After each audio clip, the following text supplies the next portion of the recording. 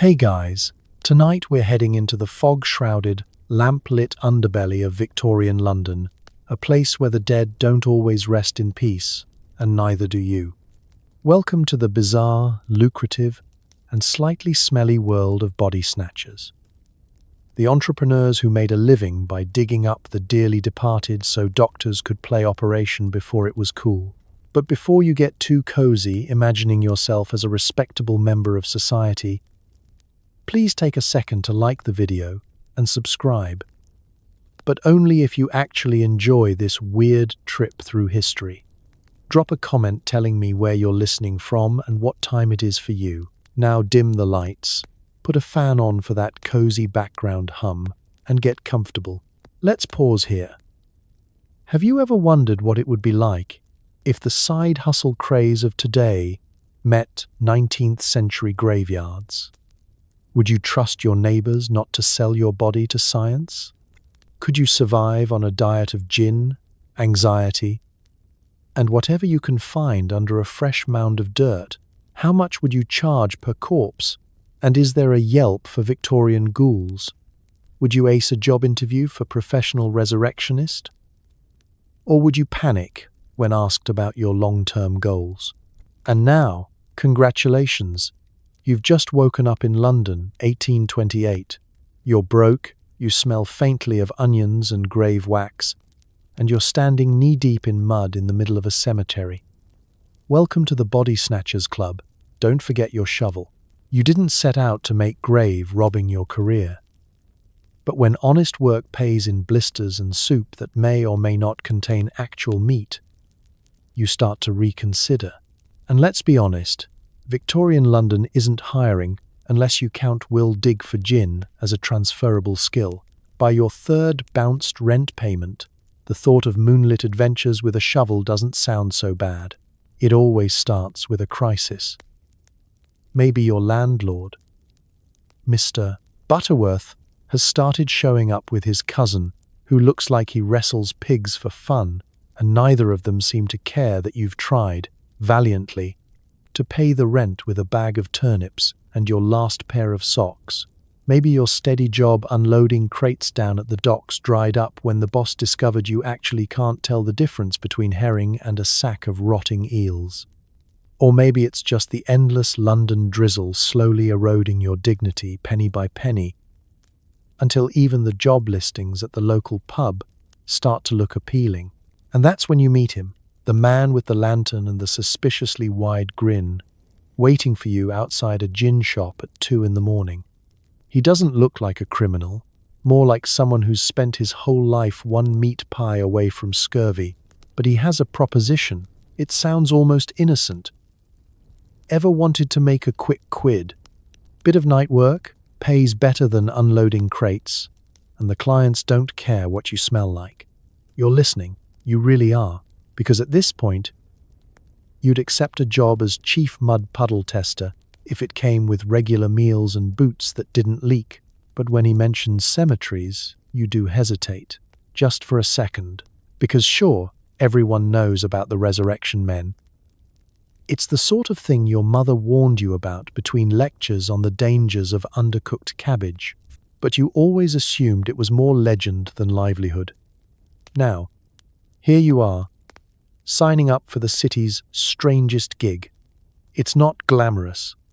There's no pension, no business cards, no family bragging rights. But there's cash in hand. And nobody asks about your references. Your first night is everything you'd hope to avoid and more. It's raining, obviously, because it's always raining. You're soaked to the bone in the kind of cold that only Victorian fog can deliver. And your partner, let's call him Wheezing Bill, insists you do all the digging because I've got the lumbago, see. The shovel feels heavier than your entire life's regrets, and the mud sucks at your boots like it wants you to stay forever. You keep looking over your shoulder, convinced the ghosts of your childhood morality are judging you from behind a mossy gravestone. And yet, there's a strange sense of camaraderie in the graveyard. You're not alone. Other shadows move between the tombstones. Rival snatchers, watchmen, the occasional cat on night patrol. The city around you sleeps, but here, beneath the gaslight and fog, business is booming. You realize quickly that grave robbing is less Ocean's 11 and more Ocean's 1100 wet socks. No one's planning a big score, just hoping for a good night and fewer blisters. Still, you learn the ropes quickly. Rule 1. Always know your exits. Rule 2. Don't trust wheezing Bill with the money, the lantern, or anything more complicated than standing still. Rule 3. Don't get sentimental. You start off worrying about the dignity of the dead, but soon you're more worried about the indignity of getting caught with your trousers down, literally or figuratively. And so it happens. You finish your first night covered in mud, guilt, and exactly 1.5 shillings. Was it worth it? Maybe. You can afford real meat in your soup now, assuming you don't think too hard about where it came from. And you start to realize, as you count your coins and avoid making eye contact with the churchyard on your walk home, that life in Victorian London is about survival. You do what you must, even if it means making peace with the city's underbelly and the occasional upset ghost. Because tomorrow, when the rent man knocks, you'll have an answer, and maybe, just maybe, that's all anyone can really ask. The sun rises over London, and you, looking like you spent the night losing a wrestling match to a muddy potato, have a new dilemma. What exactly do you do with the goods you just acquired? Welcome to the midnight marketplace, where supply meets demand. And the demand is, frankly, a bit unsettling. Victorian medical science is on the rise, but nobody's figured out a polite way to ask for a fresh body. That's where you come in. The unsung middleman of progress, standing between a nervous grave and an even more nervous medical student. The first step is transportation. And no, there's no Uber for corpses. You and your partner must haul the merchandise through twisting alleys, dodging nosy neighbors, and doing your best to look like the world's saddest furniture movers. If you're lucky, you can fit the cargo into a borrowed cart, strategically disguised with a pile of old rags and enough cabbage to fumigate a neighborhood. The real trick is to keep moving, stop too long, and someone will either ask awkward questions or try to haggle for a leg. Your destination is never the same twice. Some nights, it's a private side door at Street Bart's hospital, where a candle flickers as the only invitation you'll get. Other times, it's a ramshackle anatomy school tucked behind a row of shops, or even the back entrance of a surgeon's own home. Doctors and students wait inside, faces pale with anticipation and pockets heavy with coins. They open the door just wide enough to check the quality, because nothing ruins a lesson in anatomy like a product past its sell-by date. Negotiation is an art. The price fluctuates wildly. Too fresh, and they're suspicious. Too old, and they're disgusted. Age, cause of death, and even the number of teeth still attached can impact the value. You quickly learn to embellish. This one? Died peacefully in his sleep, never touched gin, had all his own hair. It's a bit like selling a used carriage, if carriages could smell like cold mutton and existential dread. Then there are the intermediaries. Those sly, well-dressed men with ink-stained fingers and suspiciously clean boots. They broker deals, take their cut, and sometimes disappear entirely if the constable comes sniffing around. If you make the mistake of crossing them, you'll find yourself frozen out of the trade faster than you can say unclaimed remains. Even in the corpse business, networking matters. Every transaction is tense, conducted in whispers and glances. Coins are counted twice, hands are never shaken, and everyone leaves hoping never to meet again. You don't get a receipt, just a nod and maybe a warning about the constable's new route. There's no small talk. Nobody really wants to know where you found your supply. By the time the deal is done and you're back in the night air, you feel lighter. Not because your conscience is clear, but because your pockets are a little heavier and your load is blessedly gone. You slip away into the fog, blending back into the shadows of a city that would rather not know the details. Still, as you count your earnings in the dim candlelight of your rented room, you can't help but marvel at it all. In a city bursting with life, there's a strange, constant hunger for the dead. And as long as science needs bodies, the midnight market will thrive. You may not be proud, but you are, against all odds, employed. And for now, in London, that's more than most can say. You'd think the journey ends once you've unloaded your nocturnal cargo and pocketed your fee. But the real adventure is only beginning. Just not for you. Your merchandise is now whisked through a side door, up a creaking staircase, and into the rarefied world of Victorian anatomy. Here, surrounded by the smell of strong tea and stronger disinfectant, the dearly departed get a second career, teaching eager young doctors how not to accidentally amputate the wrong limb. Inside the anatomy school, the mood is equal parts excitement and faint queasiness. Students in mismatched coats hover around long wooden tables, clutching notebooks and trying to look more scholarly than sleep-deprived. Some are there because they dream of curing the world's ills. Others, you suspect, are just really into sharp objects. Either way, you're the reason they have anything to poke at this semester. The professors are the real characters, part magician, part showman, part person who can pronounce sternocleidomastoid without choking.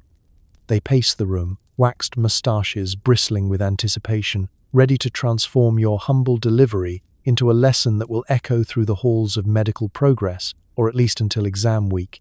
Their lectures are a mixture of bravado and barely suppressed glee. Observe, gentlemen, the perfectly preserved left foot, an excellent example of gout, and, if I'm not mistaken, a lifelong aversion to vegetables. Meanwhile, the subject is laid out with as much dignity as the situation allows, watched over by rows of wide-eyed students who are trying to balance curiosity with the overwhelming urge not to faint. For some, it's their first real glimpse of the human body's secrets. For others, it's just another Tuesday with slightly fewer rats than usual. The tools of the trade are scattered everywhere, gleaming knives, bone saws, mysterious jars with even more mysterious contents. There's a constant, low hum of chatter as students debate which organ is which, or whether that's a kidney or just last night's turnip. Sometimes, the line blurs. If you're lucky, or unlucky, depending on your point of view, you might be invited to stay and watch. It's an experience. Part spectacle, part science, part lesson in why you should never eat pickled eggs before noon. The professors thank you with a curt nod. The students barely look up, and the janitor eyes you suspiciously, as if he knows how you spent your evening. But beneath the nervous laughter and the stench of carbolic, something remarkable is happening. For the first time, doctors are able to see inside the human body without resorting to guesswork, prayer, or wild speculation involving humours and leeches. Knowledge grows, slowly and messily, from each lesson. Progress, it turns out, is built on a foundation of mud, secrecy, and the occasional midnight delivery. By the end of the day, your contribution to science has been thoroughly examined, sketched, discussed, and, if we're being honest, gossiped about. The students trudge home a little wiser, the professors celebrate another successful lesson, and you disappear back into the London mist, equal parts accomplice and unsung hero of the anatomical age. The cycle continues. London's living owe a quiet debt to its dead, and to the slightly desperate souls willing to do the digging.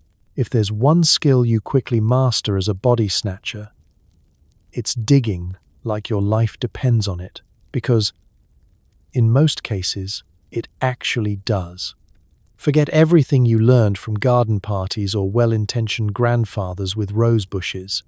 Grave robbing is less gentle hobby and more midnight panic attack in the mud. If there were Olympic medals for speed shoveling, you'd be up there, winded and filthy, holding your medal aloft while nervously scanning for anyone carrying a lantern and a pitchfork. It all starts with scouting. You arrive hours before midnight, huddled in your least conspicuous coat, eyeing up the new graves like a particularly suspicious crow. You memorize the routes the watchmen patrol, always making sure to pick a spot just out of sight, preferably with a sturdy yew tree nearby for sudden, undignified hiding. Rain is a blessing and a curse. It keeps the nosy away, but it turns the ground into pudding and your shoes into portable bathtubs. When the clock strikes the right hour, it's go time. Every movement is calculated. You muffle your shovel with a strip of old cloth to dull the sound. Nobody wants to advertise their side hustle by ringing out clang, clang, like you're auditioning for the world's worst church bell choir.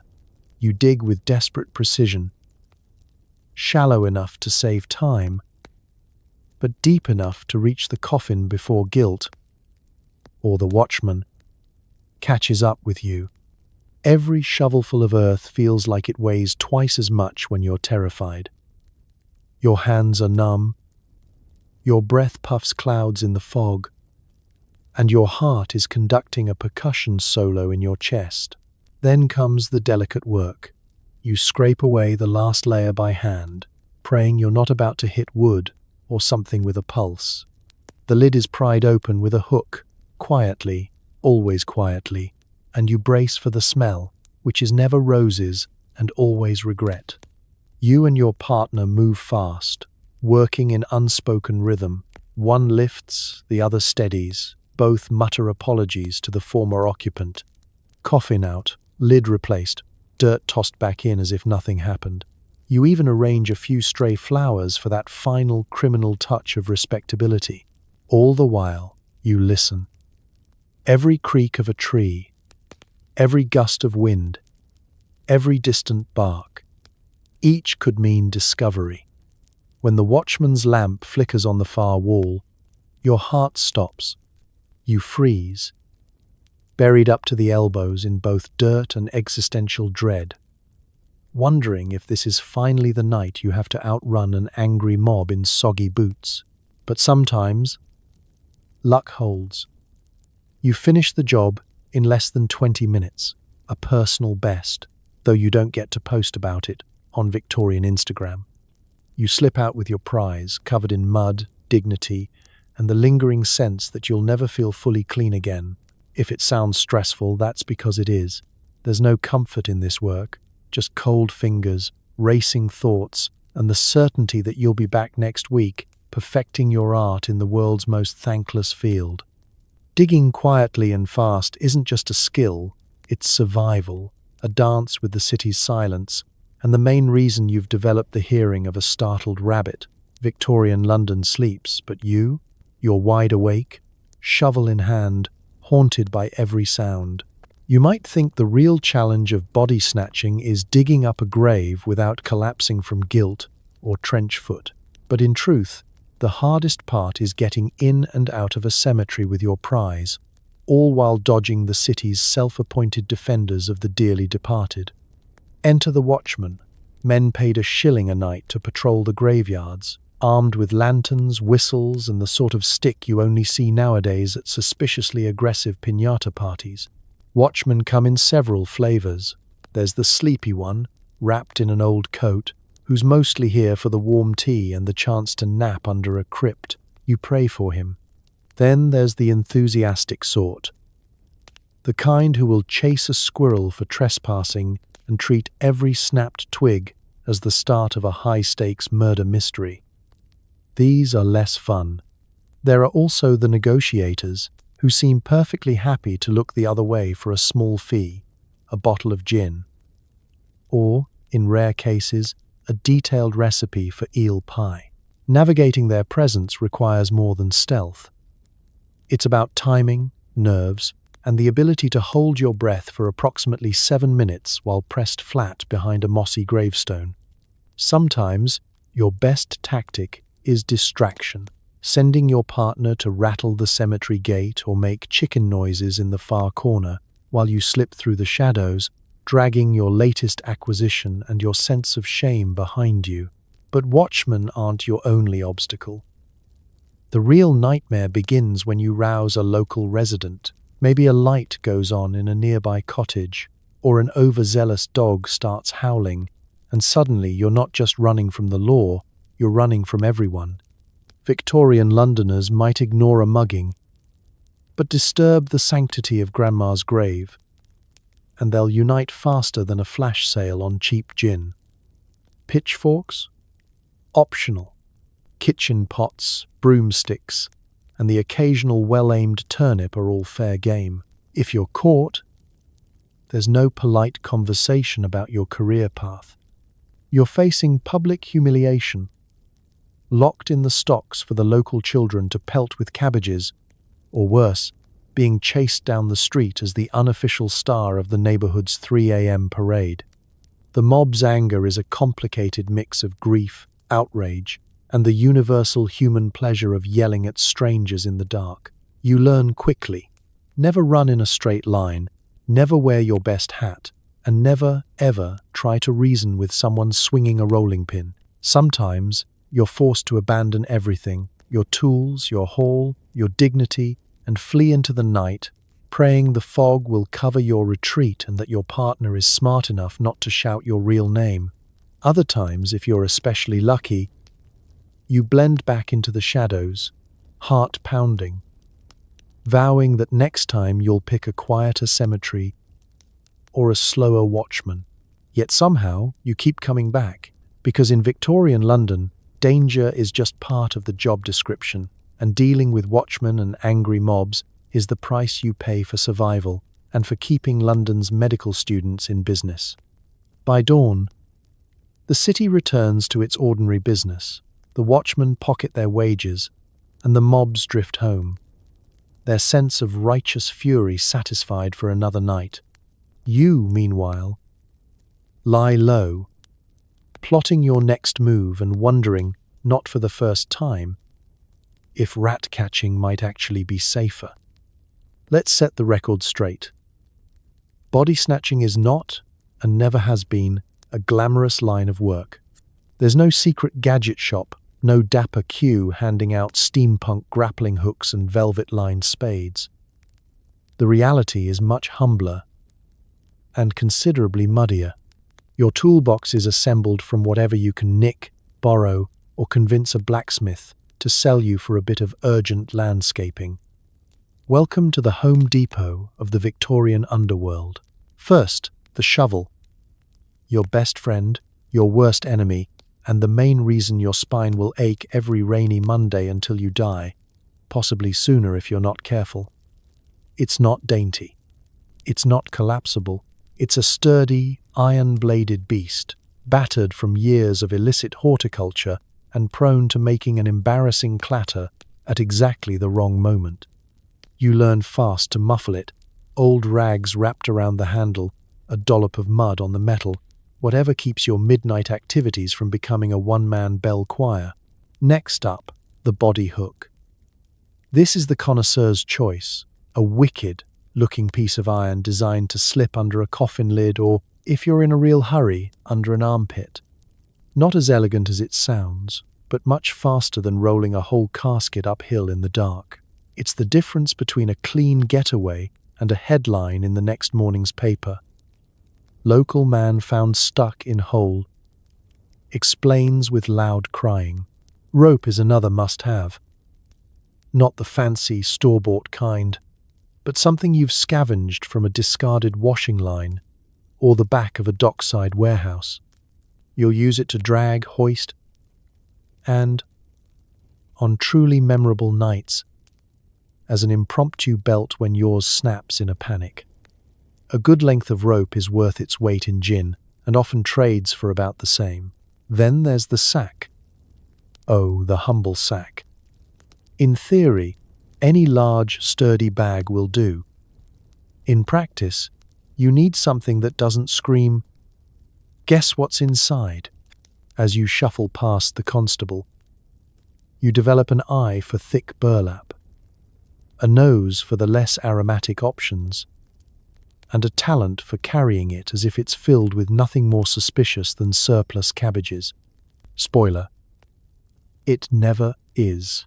Of course, all the best equipment means nothing if you don't dress the part. No, not in a stylish cloak or a dashing top hat. You need to blend in, to become part of the shadows themselves. Your go-to outfit is a patched coat several sizes too large. Plenty of pockets for tools and excuses. Trousers sturdy enough to withstand thorns and panicked sprints, and boots with more holes than moral fiber. If you're really looking to impress, add a hat pulled low and a scarf to hide your face from nosy neighbors and, on bad nights, your own sense of shame. Don't forget lanterns. Candles are romantic, right up until you set your sleeve on fire, which happens more than you'd like to admit. A battered, shielded lantern is best. Enough light to see what you're doing, not so much that it attracts every dog, drunk, and vengeful relative within a 10-mile radius. You quickly realize it's not the fanciest tools that matter. It's the ones that don't let you down when the fog rolls in and footsteps echo just a little too close. Every scratch, dent, and mud stain tells a story of close calls, clever escapes, and the nightly waltz with disaster. And in the end, you're not just a thief or a supplier of dubious medical materials. You're a craftsman, defined by your tools, your ingenuity, and your uncanny ability to disappear when it counts. Victorian London is a city of innovation, after all, and you're nothing if not adaptable. Let's talk business. The kind of business that never makes it onto the stock exchange, or into the polite conversation at your aunt's Sunday roast. In the world of Victorian body snatching, you discover quickly that every corpse has a price. And the free market is alive, well, not literally, and kicking in the most morbid way imaginable. The economics of corpse dealing aren't as simple as finders keepers. For one thing, the price of a fresh body in 1828 London can fluctuate faster than a punchline at a gin-soaked music hall. Medical schools are desperate for cadavers, and supply is, shall we say, unreliable. With legal avenues for anatomical research limited to the occasional executed criminal, and London running out of those, thanks to better lawyers or, perhaps, less enthusiasm for public hangings, your midnight produce suddenly becomes premium stock. A healthy, recently deceased adult? Top dollar.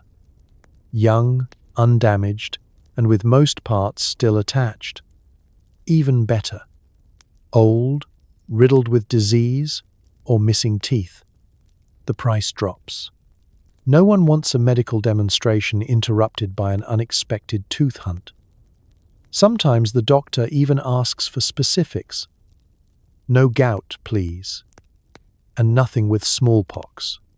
Like shopping for a used carriage, the client wants low mileage and minimal unpleasant surprises. Payment is always in cash, sometimes in advance if the buyer trusts you rare. Usually after a thorough inspection that would make your old primary school headmaster proud. Haggling is expected. You put on your most innocent face, difficult, given your general appearance, and throw in a sob story about your ailing mother or the rising cost of lamp oil. It's part sales pitch, part theatre, all survival. But beware, it's not all easy money. The market is saturated with rivals, some of whom play dirty. Prices can plummet overnight if there's a sudden glut, say, after a fever sweeps the city, or when a rival crew gets greedy and dumps half the churchyard on the surgeon's doorstep. Word travels fast. And a desperate clearance sale can ruin the business for everyone. On the flip side, scarcity means opportunity. If the authorities are cracking down, or the church installs new security measures, prices soar. You dream of these windfalls, weeks when the going rate buys not just dinner but the nice gin, and maybe even a new pair of boots with soles. Brief, glorious moments when you consider investing in something as luxurious as a second pair of socks. Let's not forget expenses. There's the bribe for the watchman, the gin for your partner, the occasional repair to a broken shovel, and, on unlucky nights, the need to pay off an angry neighbor who saw just a bit too much. Your profit margin, once you subtract these business costs, is about as comforting as a cold turnip. And then, just when you think you're getting ahead, Parliament gets nervous. Rumours of a new Anatomy Act send prices into a frenzy. Medical men start hoarding stock, rivals double-cross each other, and suddenly the value of a body rivals that of a used piano, if you can deliver, and if you survive the delivery. You're not building generational wealth here. You're living night to night, always one step ahead of poverty, jail, or an especially creative mob. But for now, you're flush with coins, the toast of the city's most secretive trade, and maybe, just maybe, feeling a little too optimistic about next week's prospects. Because in Victorian London, if you're clever, desperate, and have a strong stomach, there's always money in the dead. Victorian London was obsessed with progress, but this wasn't progress that involved railways, postage stamps, or polite society gossip. No, this progress came with scalpel and saw, lecture halls, and a very strong smell of formaldehyde, or at least whatever passed for it before modern chemistry. And for all of it, somebody had to supply the raw materials. Medical schools were expanding like mushrooms after a storm, cramming students into poorly ventilated classrooms where curiosity and nausea danced hand in hand. Each eager young doctor needed hands-on experience to understand the human body, the bones, the organs, and yes, the occasionally rebellious intestine. Textbooks only go so far. Diagrams do not squirm, smell faintly, or make that uncanny thud when prodded. Science demanded reality, and reality, unfortunately, required corpses. Demand was insatiable. Lecturers called for bodies in ever greater numbers, and cadavers were often in short supply. Legal avenues were thin. Executed criminals were fine if you were lucky. But hanging days weren't exactly frequent enough to sustain a bustling anatomy department. Hospitals wanted to teach students without endangering the living, which is how your moonlit endeavors suddenly became essential to the scientific enterprise. Without people like you, students might have to rely on guesswork or their own, slightly squeamish curiosity. And the students? They were a riot of ambition and terror. Some clutched notebooks and quills, hoping to memorize every sinew and tendon.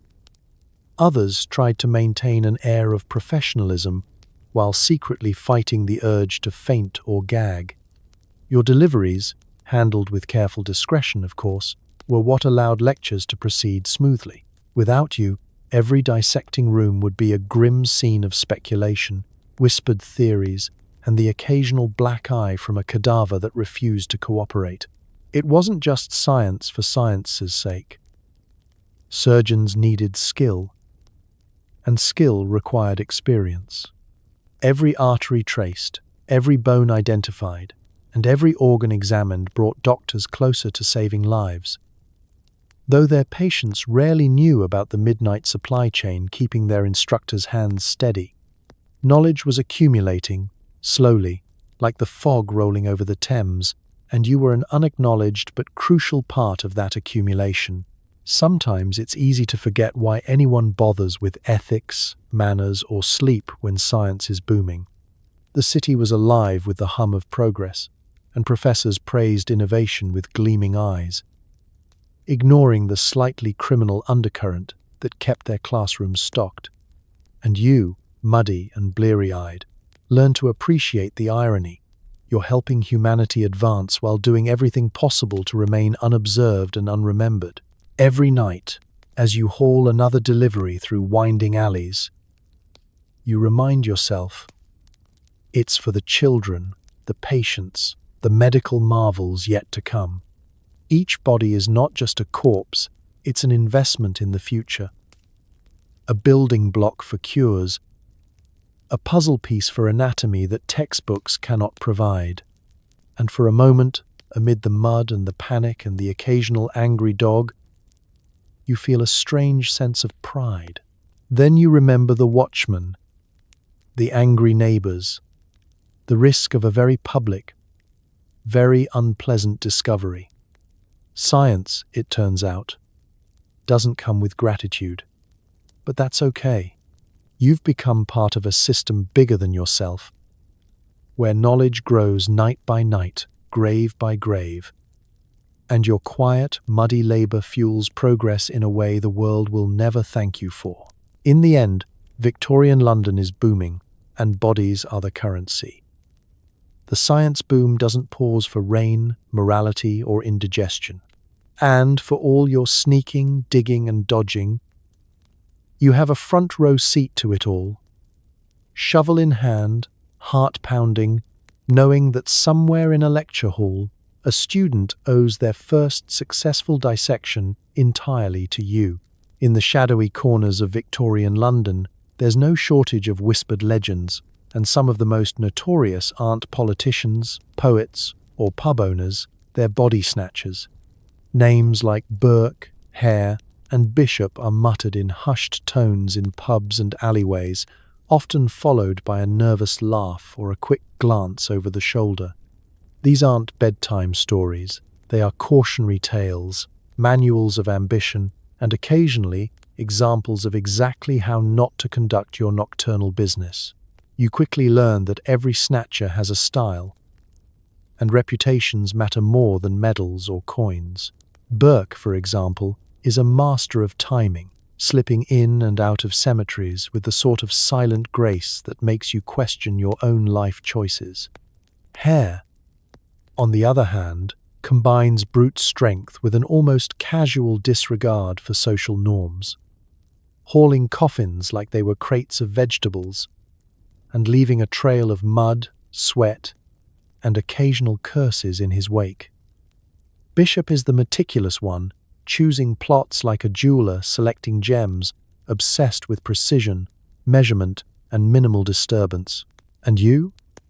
You're somewhere in between, learning from mistakes, mimicking techniques, and praying the city doesn't catch on to your very loud, very unpolished attempts at professionalism. Observing the legends teaches you that body snatching is equal parts timing, daring, and luck. You memorize routes, practice silent digging, and adopt tricks for carrying your cargo without attracting attention. Some nights, it feels like you're auditioning for a secret society, and each successful job is a badge of competence that no one will ever publicly acknowledge. The stories aren't all glamorous. Some nights, you hear about snatchers who miscalculated, who were caught with their hands in the dirt, or who made the fatal error of boasting about a particularly fresh cadaver in the wrong pub. The consequences are immediate and severe: imprisonment, public humiliation, or, in the most extreme cases, death. The legends of Burke and Hare, in particular, are cautionary tales of ambition unchecked, where the desire for profit led to murder, betrayal, and eventual notoriety that would outlast their own lifetimes. Yet there's an odd sort of respect that comes with these stories. The legends are admired, even feared, not just for their audacity, but for their skill and resourcefulness. They navigate the fog, the watchman, and the sometimes unpredictable cityscape with an almost artistic precision. Their exploits define the boundaries of what's possible, setting the bar for those of us who aspire to survive, and perhaps thrive, in the dead of night. As you follow in their footsteps, there's a quiet pride in being part of the lineage, however morally complicated. You are minor players in a city that rewards ingenuity, stealth, and nerves of steel. Each grave you visit, each hall you deliver, ties you into a network of shadowy figures whose stories will echo long after the mud has washed away and the gas lamps have dimmed. But with every legend comes a reminder. The higher you climb in the world of the night, the sharper the fall. Reputation is currency. Skill is survival, and one slip, a squeaky boot, a dropped coffin, or a nosy neighbor can turn even the most promising night into a disaster. You watch, you learn, you adapt. Because in Victorian London, the legends of the body snatchers aren't just history, they're lessons, warning signs, and inspiration, all rolled into one, guiding you in the dark while keeping your heart racing, your hands muddy, and your conscience marginally intact. If you thought grave robbing was a quiet, solitary profession, think again. Victorian London is teeming with competition, and the cemetery is as much a battlefield as a lecture hall. Rivalries between body snatchers are the stuff of whispered legend, part strategic chess, part chaotic brawl in mud and fog. Each patch of ground holds potential gold, and everyone knows that the freshest graves are worth defending with claws, shovels, and, occasionally, very loud shouting. Territory is sacred. You quickly learn that a rival crew doesn't just want your profits, they want your mistakes. One too eager snatcher can ruin a whole night, leaving footprints, snapped branches, and the faint scent of hubris behind. Sometimes it's subtle. A lantern mysteriously extinguished, a makeshift decoy grave left to mislead you. Other times it's direct, a shove, a curse, or even a foot race across soggy ground with shovels clanging in rhythm. You adapt, learning to recognize patterns, timing, and who's got the faster boots, or the nastier temper. Alliances are possible, though rare. Temporary partnerships can help you outmaneuver particularly tricky watchmen or lift a stubborn coffin. But even in collaboration, trust is minimal. One false move, one whispered secret, and you could be the unlucky snatcher left holding the bag. Or worse, explaining to the police why you were digging up the vicar's aunt at 2 a.m. Every handshake is suspicious. Every nod carefully measured. Loyalty in the night is as slippery as the mud under your boots. Competition extends beyond the physical. Reputation matters. A body snatcher known for speed, discretion, or ingenuity earns respect or envy. Whispers in taverns and back alleys circulate like wildfire. Did you hear? Old Tom got £5 for a prime specimen last night. Fancy that. Everyone wants a piece of the action. And some snatchers are willing to sabotage, deceive, or intimidate to claim the best plots. You quickly realize that part of survival is subtlety. Part of it is nerves of steel. And a surprising amount is just being faster than the person with a pitchfork. Occasionally, disputes erupt into all-out confrontations. Shouts echo between gravestones, lanterns swing dangerously, and mud flies with the ferocity of a street brawl. Spectators, mostly curious drunks or stray dogs, watch from the sidelines, unsure if they should cheer or run. But these conflicts are rarely fatal. After all, most snatchers have too much at stake to die over a single grave. Still, the tension is constant, and the need to watch your back never disappears. By the time you slip away from the latest skirmish, coins in your pocket and heart racing, you understand that survival isn't just about speed or stealth.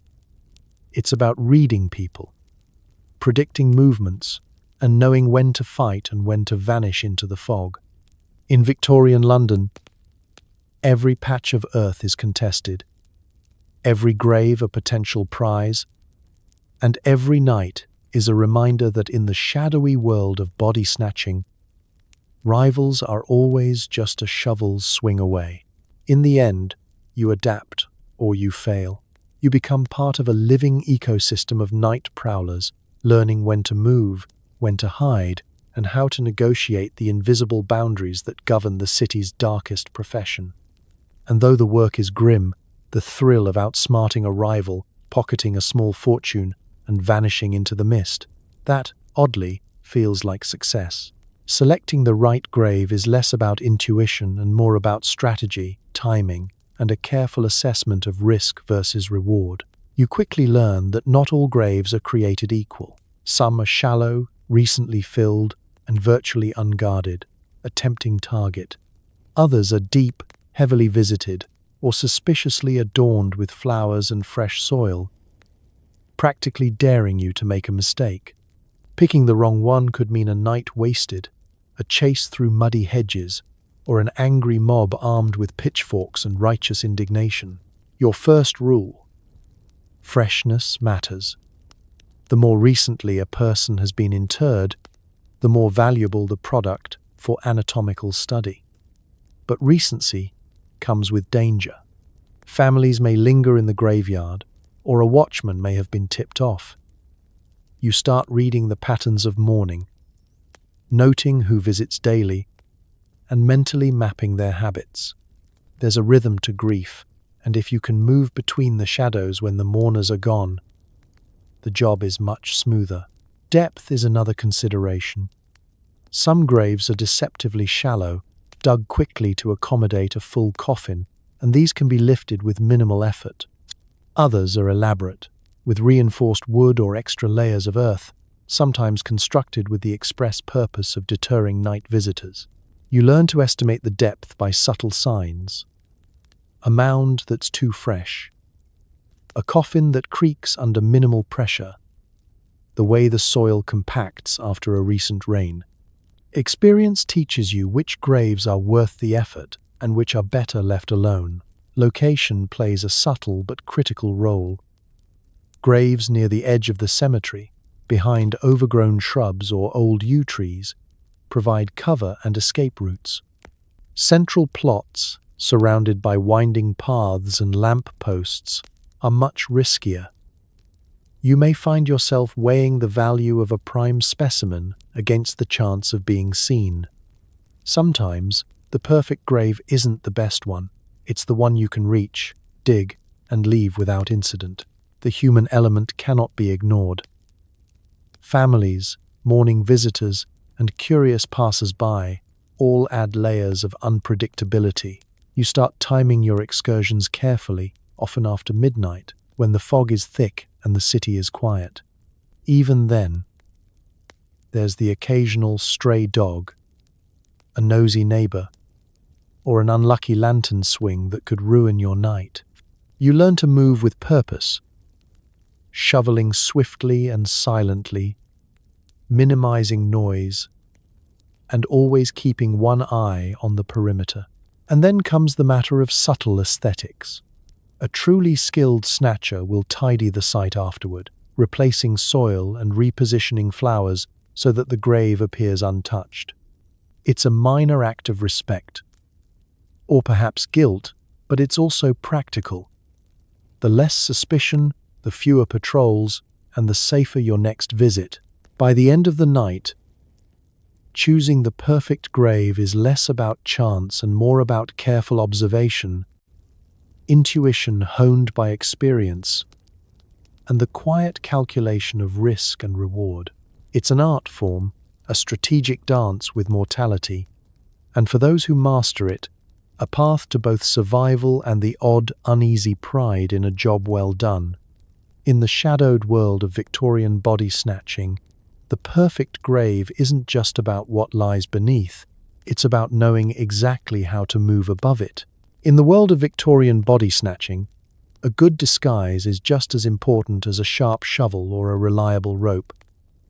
You quickly discover that looking inconspicuous isn't about fashion, it's about survival. Every coat pocket, hat, brim, and scarf becomes part of a carefully constructed illusion. The goal is simple: blend into the shadows so thoroughly that even the most suspicious watchman glances your way and thinks, just another sad fellow wandering at midnight. Nothing to see here. Your wardrobe is less couture and more tactical necessity. Oversized coats hide tools, layers obscure mud stains, and dark boots muffle squeaks against the damp earth. Gloves protect your hands, but also conceal the evidence of a long night's labor. Hats are pulled low, collars turned up, and scarves twisted just enough to hide your face from lantern light. You learn to walk with a certain rhythm, quick enough to be efficient, slow enough to seem casual, confident enough to avoid panic, and clumsy enough to appear ordinary if someone looks too closely. Alibis are just as critical. Should a neighbor, or worse, a watchman, catch sight of you at the wrong moment, a plausible story can mean the difference between a successful night and a very public arrest. You invent identities with impressive speed. Late-night gardener, midnight delivery boy, or the ever-popular lost pedestrian seeking the moon. The more mundane the story, the better. Anything dramatic or explanatory invites questions and risks exposure. Sometimes improvisation is necessary. A sudden flashlight from a cottage window? Claim you're adjusting your coat. A stray dog barking near your feet? Swear it's the landlord's mutt. Every detail must fit seamlessly into your cover story, and every word counts. You memorize the routes, the timing, the habits of locals. An internal map that helps you slip past hazards as naturally as fog over the Thames. Mentally, you train yourself like a performer. Every gesture, every glance, every pause is deliberate. Nervous tics could give you away, so you practice walking with hands in pockets, looking disinterested while gripping a burlap sack full of human anatomy, and maintaining a composure that borders on the absurd. The art of disguise isn't just clothing, it's acting, psychology, and a subtle dance with anyone who might observe you. Even the smallest mistakes are costly. A sleeve caught on a branch, a shadow that lingers too long, a cough at the wrong time. Each could turn a routine night into a chaotic scramble. And yet, every success reinforces the importance of preparation, quick thinking, and an almost obsessive attention to detail. By the end of your first few nights, you realize that disguise and alibi are inseparable tools in the Snatcher's kit. Without them, the shovel might as well be a neon sign pointing to your imminent doom. With them, even a night fraught with mud, fog, and unpredictable humans can feel like a choreographed performance, a macabre ballet in which survival, discretion, and occasionally profit are the grand prizes. In Victorian London, your ability to vanish into the night depends as much on what people see or think they see as on the careful work of your hands. Master the disguise, perfect the alibi, and suddenly the city's cemeteries feel a little less like battlefields and a little more like a stage on which you are both performer and shadow. No matter how careful you are, sometimes the night has a way of reminding you that body snatching isn't for the faint of heart. You plan, you prepare, you choose your grave like a strategist mapping out a battlefield, but the universe, London, and occasionally the dead have their own ideas. Sometimes things go wrong in ways you could never have anticipated. And suddenly, the corpse isn't just an object of study. It's the instigator of chaos. It starts small. A coffin lid sticks stubbornly, as if the deceased has decided to cling to the afterlife a little longer. You tug, pry, and mutter curses under your breath while the fog swirls around you like a ghostly audience. Sometimes, the ground shifts beneath your boots. Unexpected roots grab your ankles, and you stumble, sending dirt flying in all directions. The perfect crime is a delicate balance, and the moment you think you're in control, the night reminds you how very wrong you can be. Other times, it's the creatures of the graveyard that remind you who really runs the night. Rats, cats, and the occasional owl have a curious relationship with your cargo. A rat might nibble at a loose shroud, a stray cat might leap atop your carefully balanced coffin, and the sounds of distant wings or low growls set your nerves jangling. You realize that even inanimate objects have an uncanny way of creating panic when you're knee-deep in mud and existential dread. Then there are the unexpected physical surprises. You might uncover a coffin that was hastily buried, toppling into a shallow pit and forcing you to scramble to lift it before the earth collapses entirely. Or perhaps you unearth a body with stubborn rigor mortis, turning a straightforward lift into a clumsy wrestling match with a very uncooperative, very silent opponent. On bad nights, you curse the laws of physics, anatomy, and every decision that brought you here. Sometimes, the horrors are psychological. Standing over a body in the cold, foggy graveyard, you might swear you see movement, hear whispers, or feel a presence just beyond the edge of your lantern's light. Your imagination runs wild. Was that a shadow? A figment of guilt? Or is the corpse truly fighting back, protesting your interference in ways the living cannot understand? In these moments, adrenaline mixes with fear, and every creak of a tree or rustle of leaves becomes a potential threat. And of course, there are the stories from others, legends passed down in hushed tones between shovelful and shovelful of dirt, tales of coffins collapsing mid-heist, corpses sliding out unexpectedly, or even, according to the more imaginative, hands reaching up from the grave. Whether true or exaggerated, these stories instill a healthy respect for the night's unpredictable variables.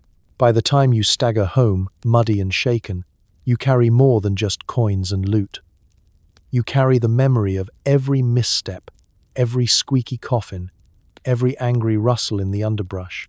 These nights teach you humility, patience, and a grudging respect for both the dead and the dark city around you.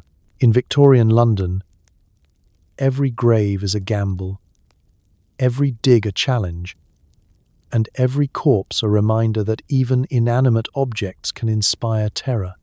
Success isn't just measured by what you haul away. It's measured by whether you escape intact, without becoming the subject of next week's whispered horror story. Even the most careful body snatcher eventually faces the terrifying possibility of getting caught. No amount of careful digging, shadow dancing, or whispered alibis can fully eliminate the risk. Victorian justice has a peculiar way of combining efficiency with spectacle. And when you're apprehended in the act, it's never a quiet lecture in a police office. Oh no, it's a public performance, and you are the star. The moment a watchman spots you, heart racing, mud dripping, and shovel clutched like a lifeline, time slows. Every step you take feels amplified, every breath a potential giveaway. A lantern swings too close, casting your shadow across the gravestones, and you suddenly wish you'd invested more in camouflage, or that your lungs could somehow stop betraying you with panicked gasps. The chase begins. Over muddy paths, past tombstones, through fog so thick it feels like walking in a dream. If you're lucky, capture results in a mild scolding or a night in the local lockup. But luck is rarely on the side of the night's workers. More often, you find yourself exposed to the full imaginative wrath of Victorian justice. Stocks, pillories, and public humiliation are standard fare. The townspeople gather, drawn by curiosity, gossip, or the promise of entertainment, and you are suddenly the main event, balancing shame and mud like an awkward tightrope artist. Children throw cabbages, dogs bark incessantly, and someone invariably comments on your fashion sense, or lack thereof. The courts are no sanctuary. If charges are pressed, legal proceedings move at a glacial pace, and you quickly realize that pleading ignorance or claiming it was for science does little to sway the magistrate or calm the crowd. Witnesses are usually over-eager neighbors, fueled by moral righteousness and tea. They recall every detail, exaggerating each muddy misstep and squeaky shovel strike, transforming your moonlit labor into a story of near-heroic villainy. Even if you evade capture, the threat lingers. Rumors spread through taverns and alleyways. Fellow snatchers may gloat, exaggerate, or use your misadventures to claim superior skill. You become, however briefly, A character in a cautionary tale whispered to new recruits, "See that bloke? He nearly got his head lopped off by the law. Don't be him. It's a badge of honor. If you can ignore the part about humiliation, fines, or worse, somebody always notices something. The wrong shadow. The smell of wet earth clinging to your coat. A stray coin glinting in the moonlight. You learn to move with meticulous care, timing every dig, exit, and shuffle to minimize exposure. Every alley, every gate, every patch of fog becomes part of your calculated strategy for survival. Even a minor misstep can spiral into a citywide pursuit, complete with lanterns, barking dogs, and angry citizens brandishing anything that could function as a weapon. By the end of such a night, if you escape with your limbs, pride, and sanity mostly intact, you have earned more than money. You have gained experience, intuition, and a healthy respect for the unpredictable nature of the work. Victorian justice isn't just law, it's theatre. And surviving its stage requires skill, cunning, and nerves of steel. In the unforgiving streets of London, being caught or narrowly avoiding capture teaches you that the real skill of a body snatcher isn't just digging or carrying. It's reading people, anticipating danger, and always respecting the lurking spectre of consequence. Because in this city, the law is never far behind, and every shadow holds a potential witness, judge, or angry mob waiting to turn your moonlit adventure into a cautionary tale. As the fog lifts from London's narrow streets and the gas lamps flicker against the damp brick, you start to wonder about the strange moral calculus of your profession. Are you a daring entrepreneur aiding the progress of medical science? Or simply a slightly grimy opportunist with a talent for digging? The line between hero and slightly horrifying, is thinner than the skin on a cadaver's hand, and you feel it every time you haul your nocturnal deliveries into the lecture hall. Medical students are eager, enthusiastic, and blissfully unaware of your inner turmoil. They take your contribution for granted, jotting down notes and slicing carefully while you stand in the shadows, trying not to breathe too heavily or leave footprints that scream, "I was here." Professors extol your unseen support, unaware that your hands are covered in mud, grime, and existential guilt. The irony is delicious. Without you, their lectures wouldn't exist, yet your name is destined to vanish faster than a candle wick in a gusty corridor. Ethics in this trade are fluid, at best. You justify the work with grandiose ideas. It's for science, for the students, for progress. And yet, late at night, dragging bodies through the mist, you can't escape the nagging thought that maybe you're participating in a macabre performance no one signed up for. Still, the alternative? Poverty, starvation, or a life of manual labor that barely keeps the rats off your doorstep is worse. So you focus on the bigger picture: education, knowledge, tiny victories for humanity. Sometimes the moral quandary hits during the unguarded moments. Perhaps a cadaver is particularly fresh, a child recently lost, and you hesitate just for a second. You rearrange the blanket over their chest, mumble a quiet apology, and promise yourself that you'll be faster next time. The city never stops, the hospitals never pause, and the demand for bodies never dwindles. You adapt. Ethics become practical guidelines rather than rigid rules. Don't get caught, don't harm the living, and keep the science rolling. Then there's the public perception, or rather, the horrifying stories you hear afterward. Rumors circulate of wanton desecration or ghoulish acts, spun by newspapers or gossiping neighbors. You realize that in the public eye, the line between helping and horrid spectacle is blurred, and you're entirely responsible for how it's interpreted. One squeaky shovel, one unlucky lantern, and suddenly you're the villain in a cautionary tale about the dangers of curiosity and ambition, but there's a strange pride embedded in your work. Without the night's labor, students would be fumbling with guesswork, and surgeons would lack the tactile knowledge that saves lives. In a world where medicine is just beginning to stretch beyond superstition, your contributions, though unacknowledged, are vital. You are a ghost in the machinery of progress, unseen, uncelebrated, but absolutely necessary. By the end of the night, as you retreat to your damp room, the city quiet again, you're left with a curious duality. A sense of purpose entwined with lingering discomfort. You've helped science advance, yet you've also participated in acts that make even your own reflection uneasy. In Victorian London, morality is muddy. Ethics are flexible, and the path to progress often smells faintly of soil and regret.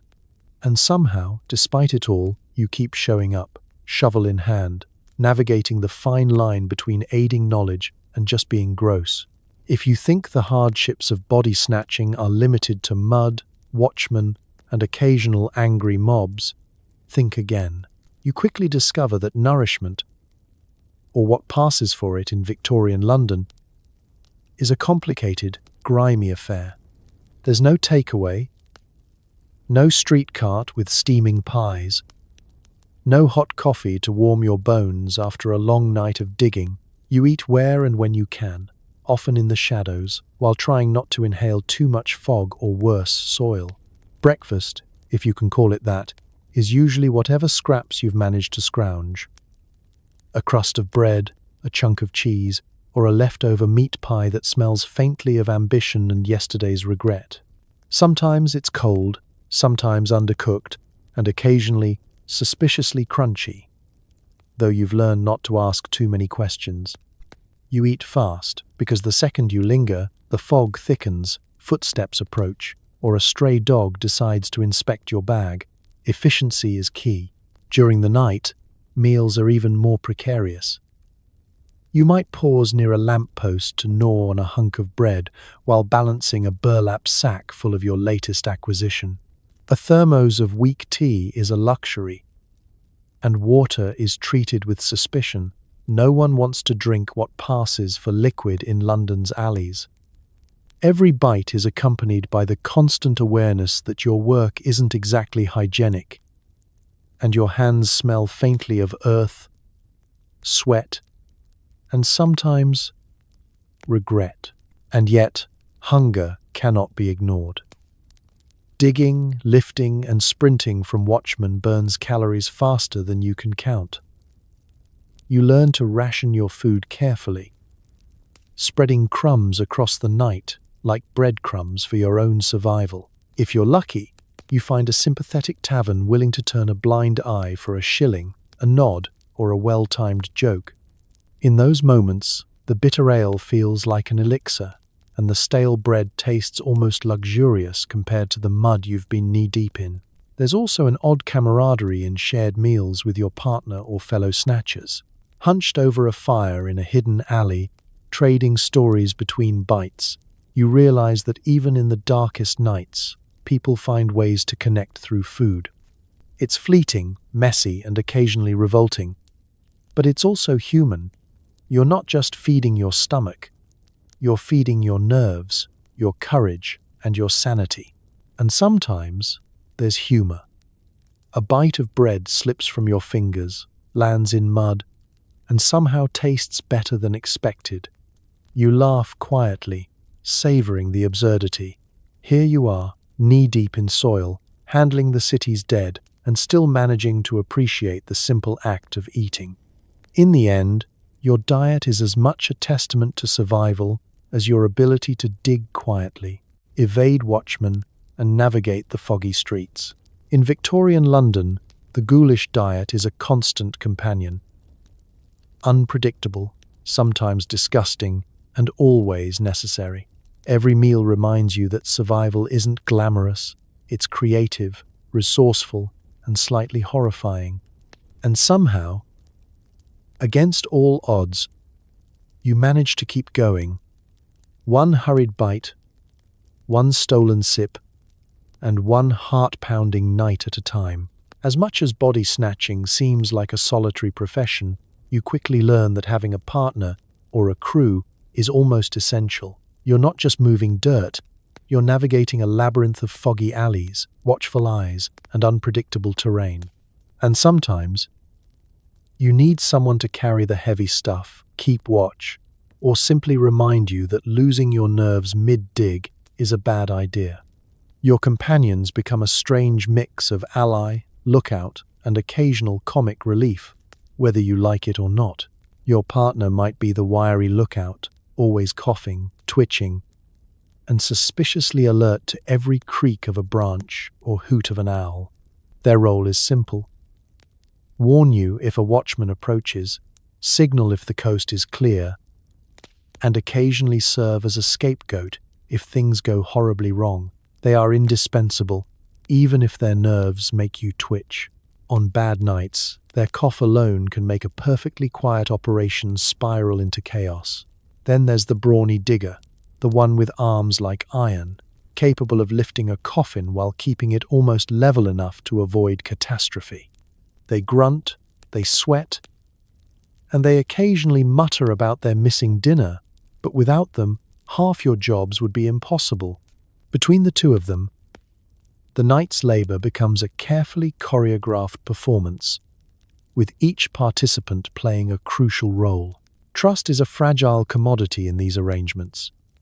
One mistake, an ill-timed comment, a misread signal, or even the wrong glance, can endanger everyone.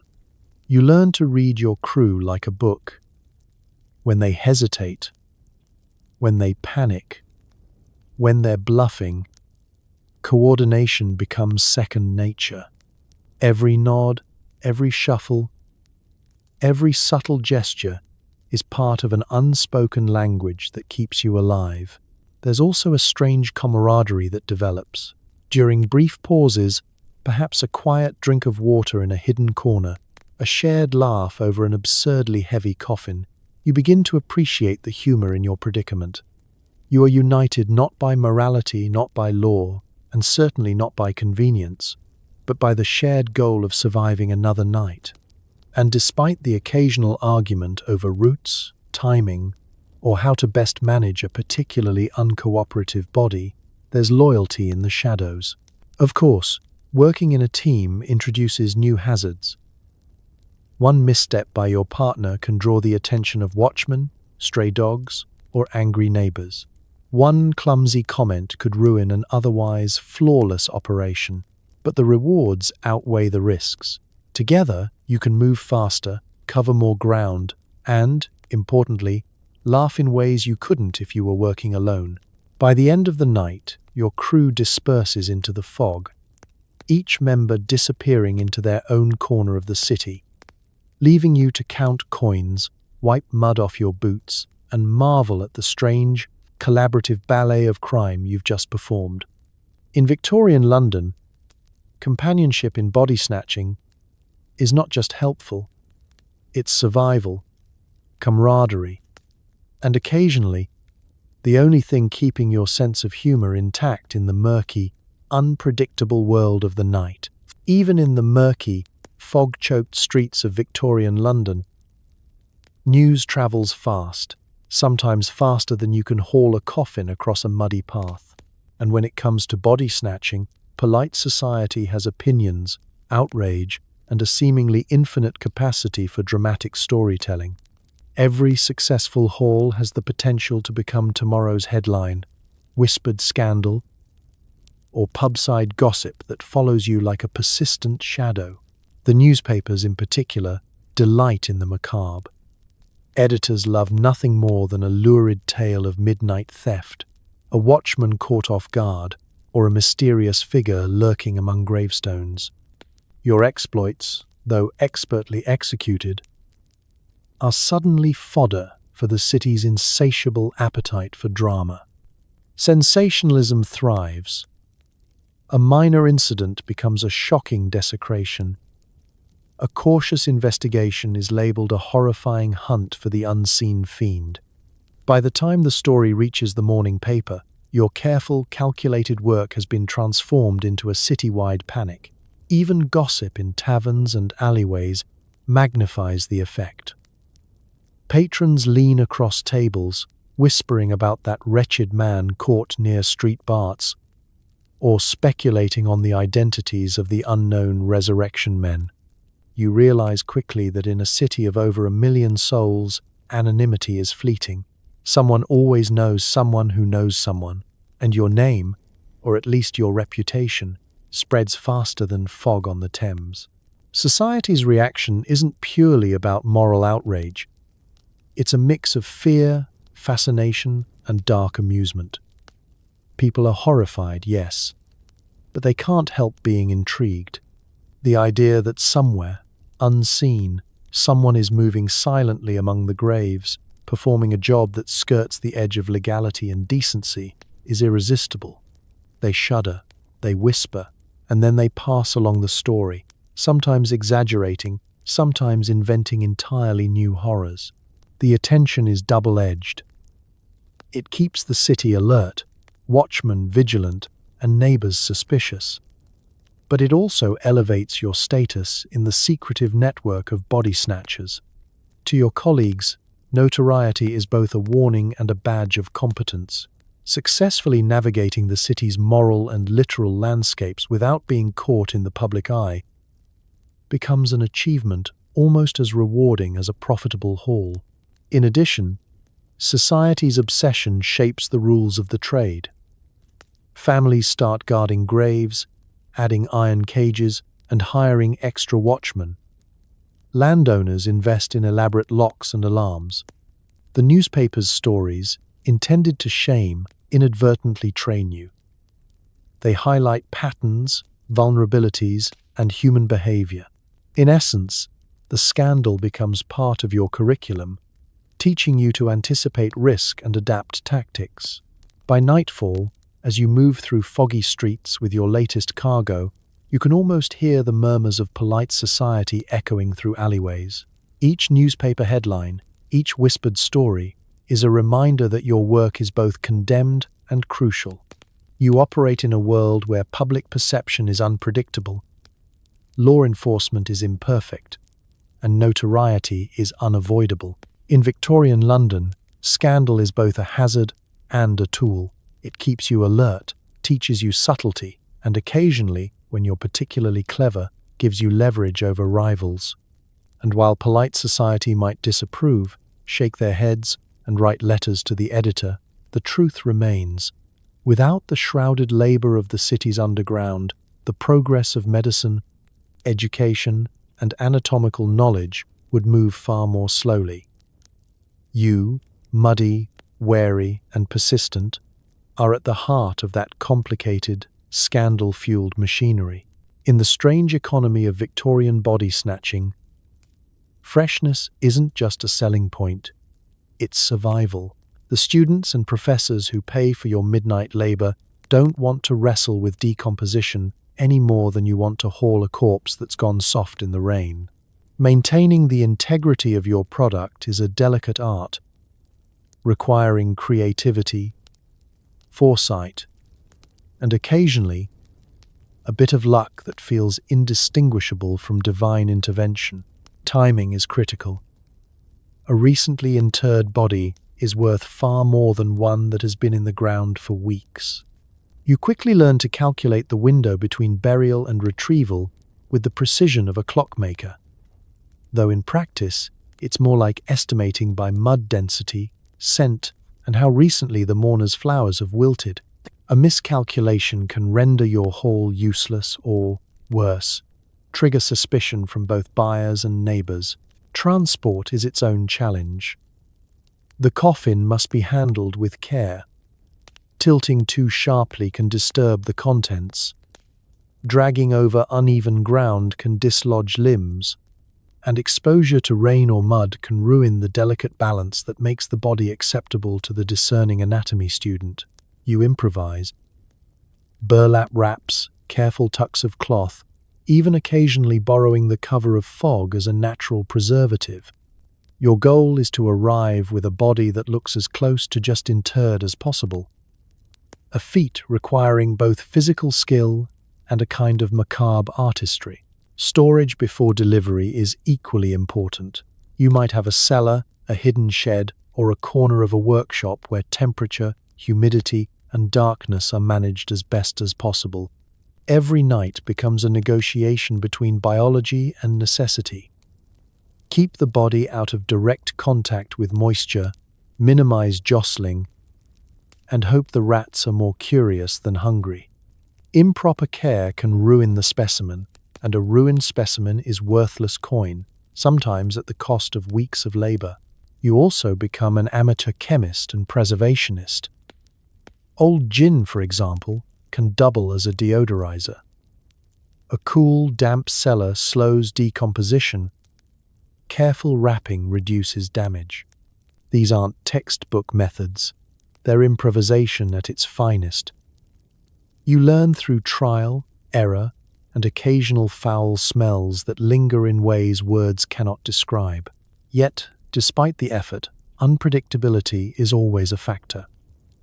Rain, stray dogs, the occasional overly curious cat, or a rival snatcher can undo all your careful planning. Bodies are heavy, awkward, and more fragile than you imagined. One misstep, and you've got a mess that's as horrifying to you as it would be to your buyers.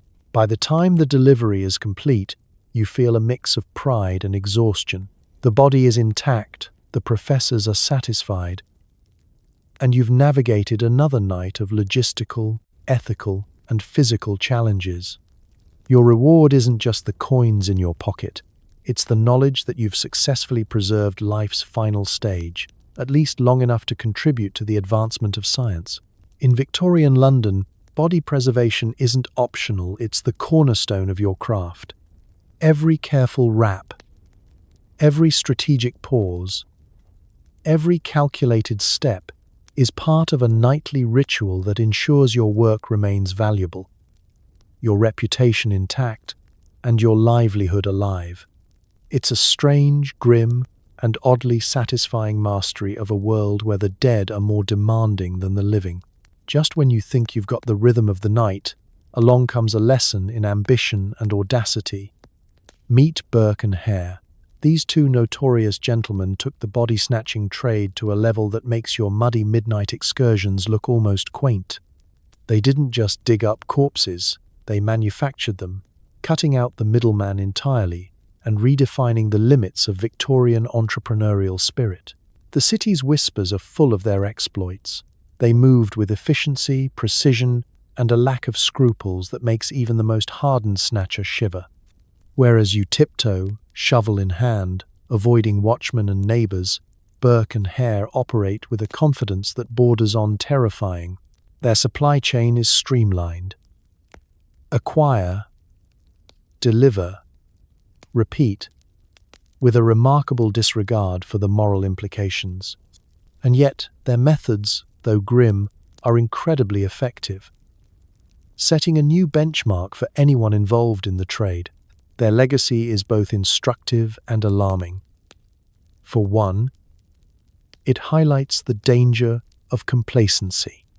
In a city full of competing snatchers, those who innovate ruthlessly gain an edge, while cautious operators are forced to adapt or be left behind.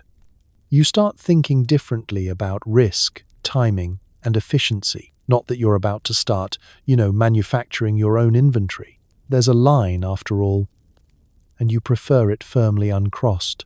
The shadow of Burke and Hare also casts a long moral shadow.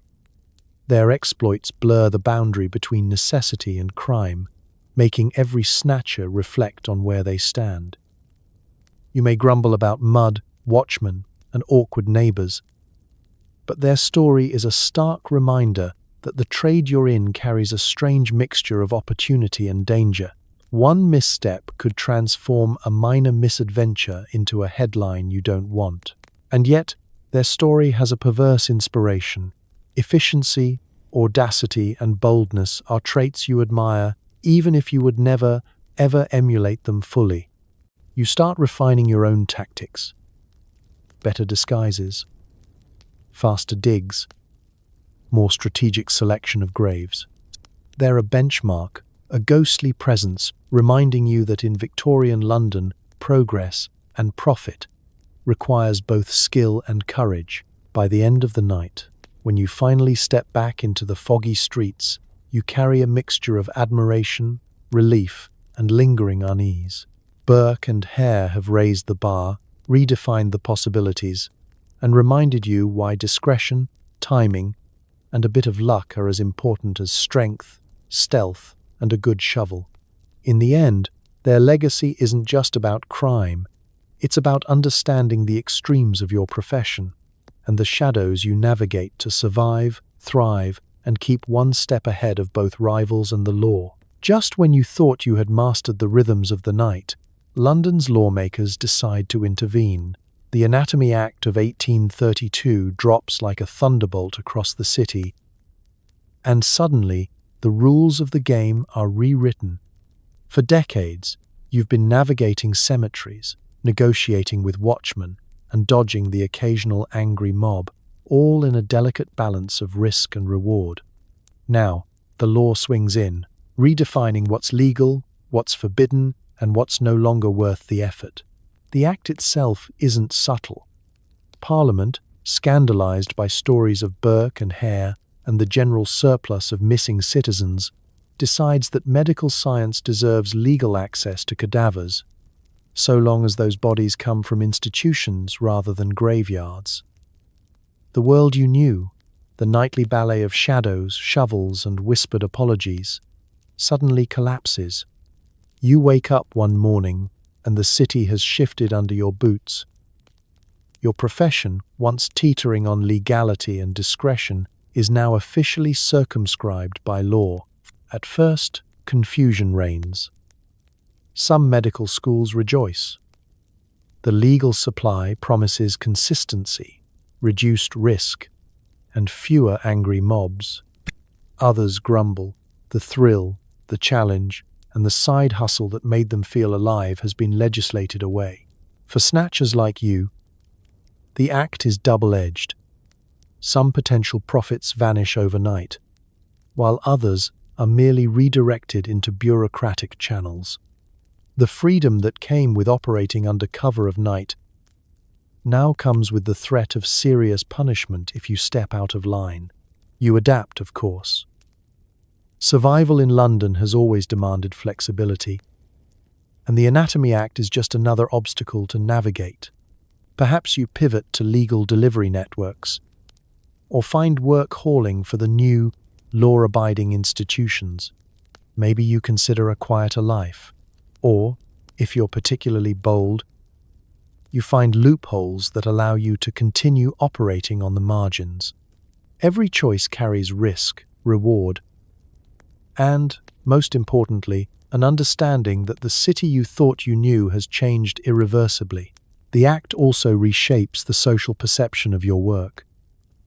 What was once whispered as a necessary evil becomes a historical footnote, a reminder of a darker, murkier era. The very existence of legislation implies recognition, and that recognition changes the nature of your profession, the way you move, and the way others perceive you. You are no longer just a shadowy figure of the night. You are a participant in a system that the law itself has acknowledged, albeit begrudgingly.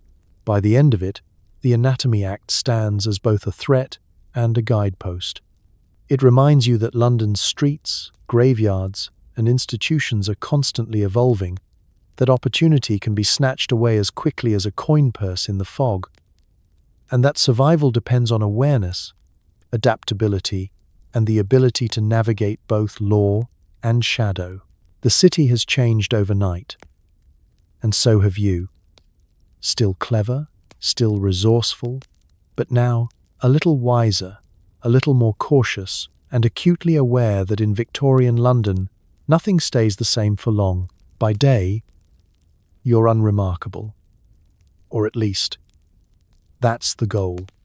A cobbler, a clerk, a delivery boy, or even a quiet labourer moving crates.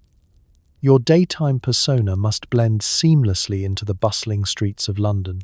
No one must suspect that after dusk, you slip into fog-choked cemeteries, shovel in hand, performing a profession society prefers not to acknowledge. Maintaining this double life is as exhausting as it is essential. It begins with discipline. You dress neatly for your day job, walk with purpose, and keep conversation bland. You memorize faces and names, exchange small talk, and nod politely to neighbors and colleagues who have no idea about your nightly excursions. Every glance must be controlled, every laugh measured. You can't let the exhaustion from last night's muddy labor show, nor can you hint at the adrenaline still coursing through your veins. Your reputation depends on plausibility. By night, however, everything changes. The quiet streets become your stage, the fog your curtain. Boots that were polished in the morning now sink into mud, coats that were starched and neat are streaked with grime. And you navigate the shadows with a precision born of repeated, sometimes terrifying practice.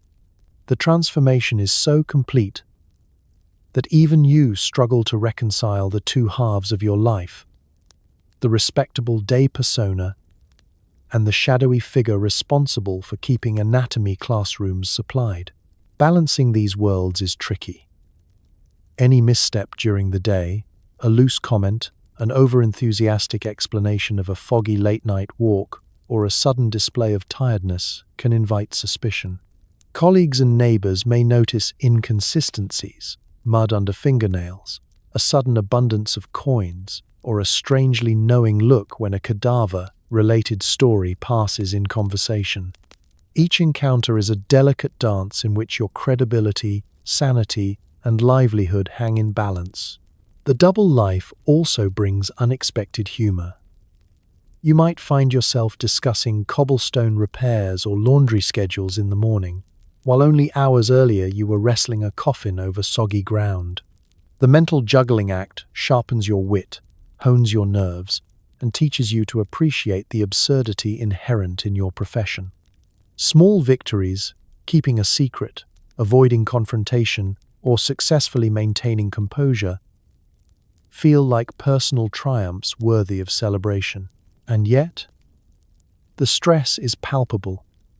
You live with constant awareness that at any moment your two worlds could collide. A nosy neighbor might venture too close to the cemetery. A rival snatcher might gossip in the wrong pub, or a newspaper article might inadvertently expose your activities. Each day is a careful negotiation between appearing ordinary and being anything but, and every night is a high-stakes reminder that the line between survival and disaster is as thin as a coffin lid. By sunset, as you prepare to step back into the shadows, you carry both pride and tension.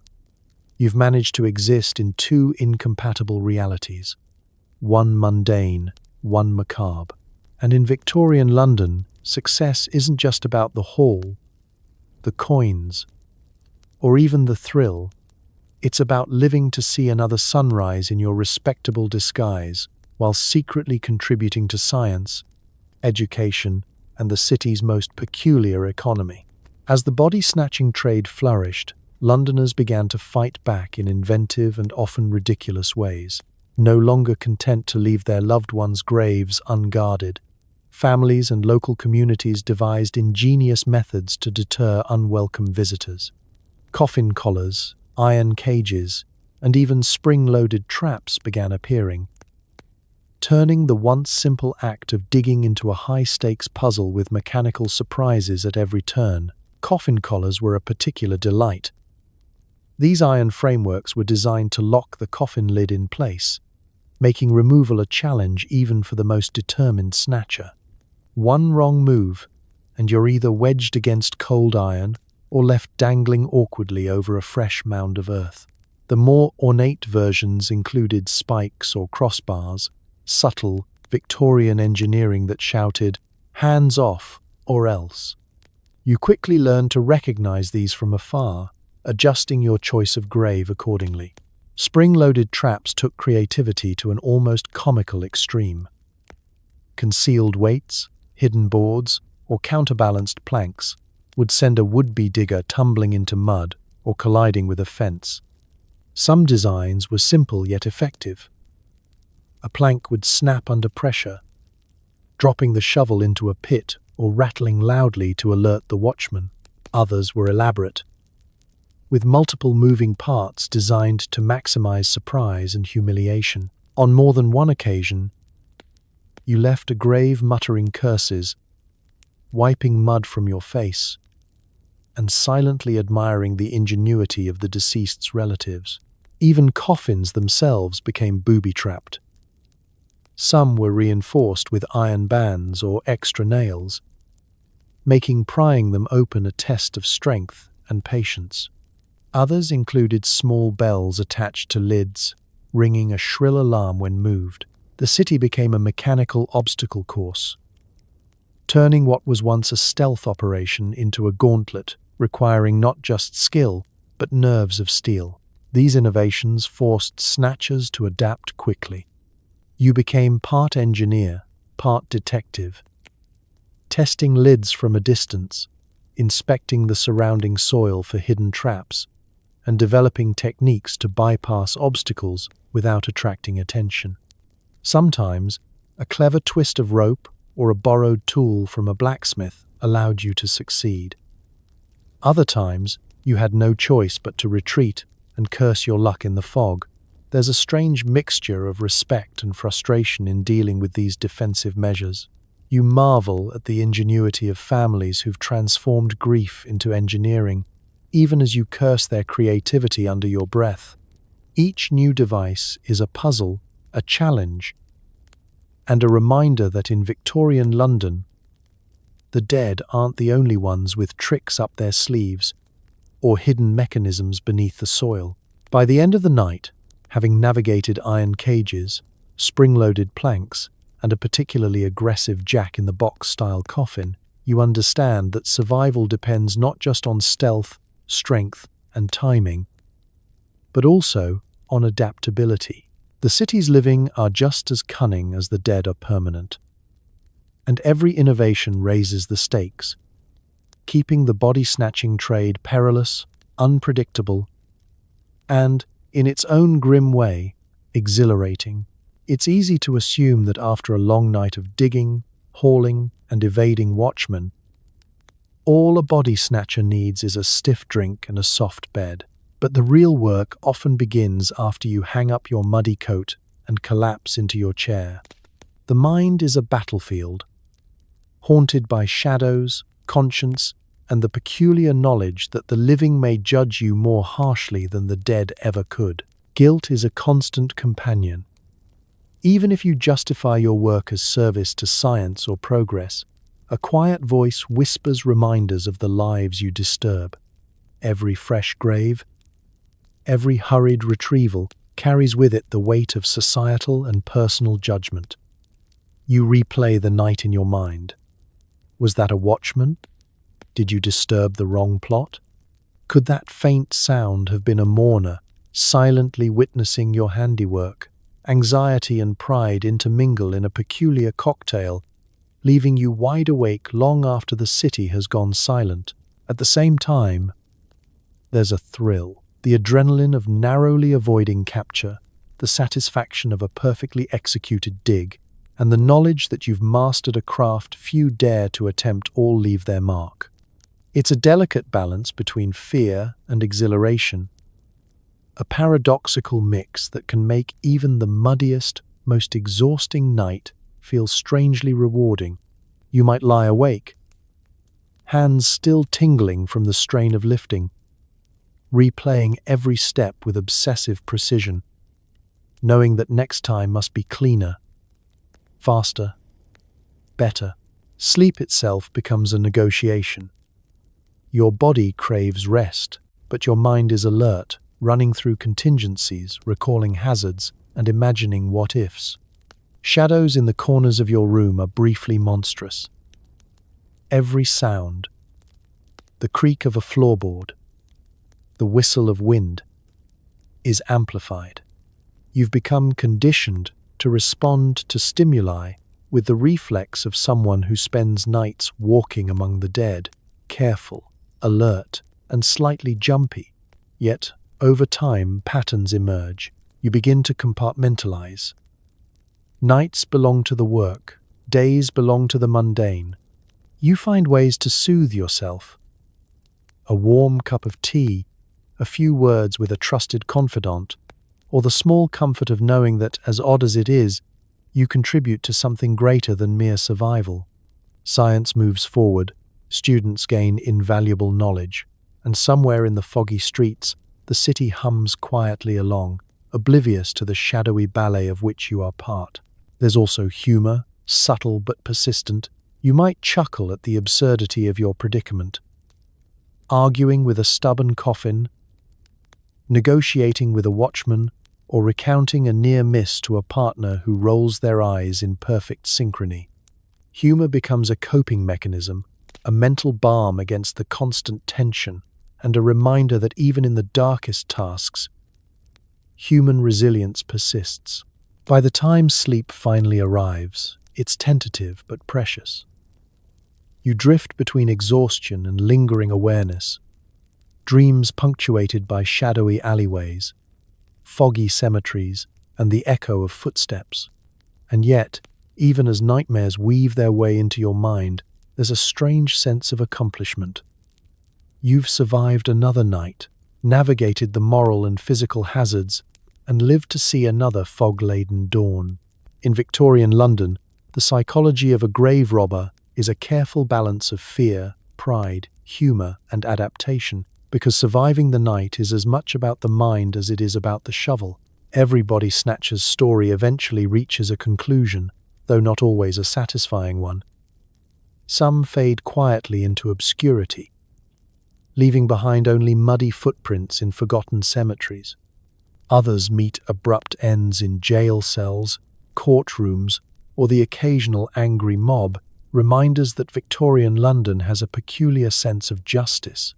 For those who survive, the choice becomes one of adaptation. Retire gracefully, pivot to a legal trade, or risk everything on one last, audacious haul. Retirement is rare, but when it comes, it's blissful. You find yourself with a modest nest egg, a secret skill set, and perhaps a tale or two that will never leave your lips outside trusted company. You hang up your shovel, swap fog-choked alleys for daylight streets, and marvel at the irony. You once navigated life and death in the cemetery, and now your biggest hazard is a puddle in a marketplace. Quiet, mundane, but infinitely safer. Ruin is another common ending. Caught by the law, betrayed by a partner, or undone by your own hubris, you may find yourself in the stocks, fined or imprisoned. Reputation, once a badge of pride in the shadowy network of grave robbers, becomes a mark of shame. Newspapers chronicle your downfall, transforming your clever maneuvers into cautionary tales for new generations of would-be snatchers. There's a bitter satisfaction in surviving the mud and fog, only to be felled by an unexpected twist of fate or the moral compass of Victorian society. Some, more daring or reckless, ride the line of reform. They pivot into legitimate work, legal delivery for medical institutions, apprenticeships in dissection, or careers as nighttime laborers with a taste for secrecy. Skills honed in the shadows, stealth, observation, timing, become marketable assets. The city may no longer reward illicit digging, but your expertise finds new avenues, often allowing you to continue contributing to science and medicine, minus the moral ambiguity and constant risk of a shovelful to the skull. Regardless of the ending, there's reflection. You look back at fog-choked cemeteries, narrow alleys, and tense nights, and marvel at how a life spent balancing risk, profit, and morality shaped you. Each grave, each delivery, each narrow escape taught lessons in resourcefulness, ingenuity, and the strange persistence of human courage. You survived not just because of skill, but because of adaptability, humor, and an uncanny ability to read both the living and the dead. In the end, Your legacy may be invisible to society at large, but it persists in ways subtle and enduring. In the students who learned from the bodies you delivered, in the stories whispered in pubs and alleys, and in the quiet, personal knowledge that you navigated one of history's strangest, most dangerous professions with wit, courage, and a surprising sense of morality. Victorian London changes, laws evolve, and legends fade. But you, muddy, cautious, and ever adaptive, remain a testament to survival, ingenuity, and the peculiar thrill of a life spent dancing between the living and the dead. Even the most experienced body snatcher knows that no matter how carefully you plan, some nights have a mind of their own. You arrive at the cemetery confident, boots polished, or at least mud-free from yesterday, shovel in hand, only to find that the universe, or perhaps Victorian London itself, is conspiring against you. Fog thickens into a soupy curtain, lanterns flicker unpredictably, and the earth seems more determined than ever to cling to your prize. Disasters come in many forms. Perhaps the coffin is heavier than anticipated, stuck fast in its muddy grave like a stubborn animal refusing to be moved. Maybe a sudden downpour turns the soil into a quagmire, making every shovelful a small battle against gravity and your own exhaustion. Sometimes your partner, usually reliable, slips on a patch of moss or accidentally yells, "Watch out," at exactly the wrong moment. Chaos ensues, and for a few terrifying minutes, you wonder if you'll leave the cemetery intact, or at least with all your limbs. Other nights, the unexpected comes in the form of living obstacles. Stray dogs patrol with suspicious interest. Children wander near for nocturnal adventures, or a watchman appears out of nowhere, whistle piercing the fog. Even the most carefully chosen grave can become a scene of panic, forcing you to improvise, hide, or flee in ways you didn't anticipate. Every sense is heightened. The chill of the night, the smell of damp earth, the crunch of your boots against hidden roots, all warning you that disaster could strike at any moment. Then there are the psychological disasters. Shadows take on malevolent shapes, distant sounds morph into imagined threats, and you find yourself arguing with your own imagination over what's real and what's paranoia. Every scrape, every creak, every muffled thud becomes a potential catastrophe. Your heart pounds, your hands tremble, and yet you keep moving because stopping isn't an option. Not when the clock ticks and the prize is still out there. Sometimes, disasters are small and absurdly humorous in hindsight. A lantern tips over, spilling light across a muddy plot. A rake gets stuck under a coffin, or your coat catches on a branch, making you look like a scarecrow caught mid-dance. You curse, you mutter, you scramble, but a tiny part of you can't help laughing. After all, the night has a sense of irony, and Victorian London, for all its darkness, has a peculiar sense of humour. By the time the night ends, soaked, muddy, and exhausted, you've survived another chaotic adventure. Every disaster teaches you something: patience, improvisation, and the importance of never underestimating the city, the weather, or the cemetery itself. And as you step back into the foggy streets, heart still racing, you know that no matter how perfect your plan, Victorian London always has another surprise waiting. It's a harsh teacher, but an effective one, shaping you into a snatcher who is faster, cleverer, and just a little more paranoid, qualities essential for surviving the city's moonlit, unpredictable underworld. After a long night of digging, dodging watchmen, and negotiating the unpredictable physics of coffins, you retreat to the one place that allows both recovery and storytelling, the tavern. Here, in the dim glow of gas lamps and the haze of cheap gin, body snatchers gather to trade tales, exaggerate exploits, and occasionally to brag about near disasters that ended in narrow escape. The tavern becomes a classroom, a stage, and a confessional all rolled into one, with laughter, groans, and occasional curses filling the air.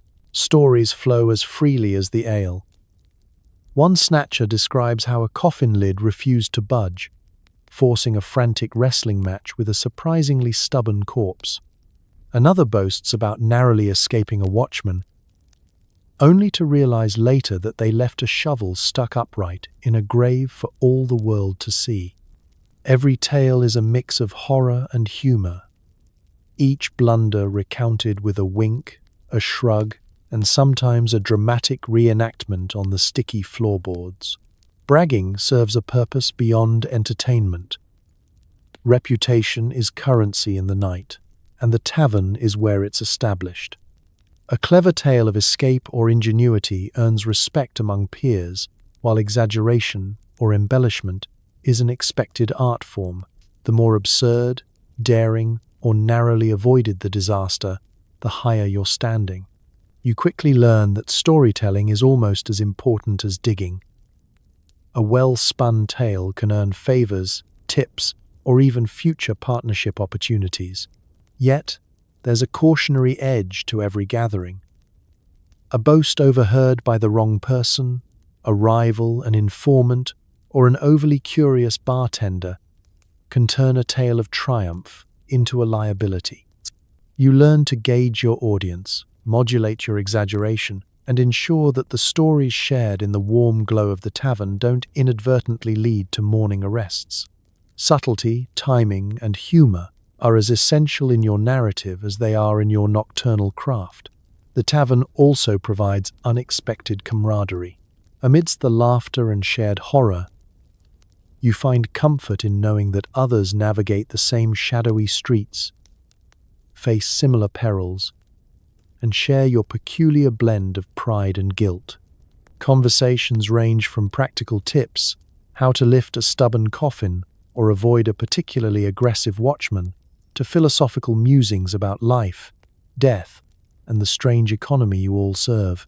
By the end of the night, your spirits are lifted, your mind buzzing with stories and strategies, and your body ready to rest, if only briefly. The tavern has done its job. It has provided laughter, advice, and a reminder that even in the darkest corners of Victorian London, human connection persists. You leave with coins lighter, tales heavier, and a sense that, in this peculiar underworld, the social lessons of the night are just as important as the practical ones. In Victorian London, taverns are more than drinking establishments.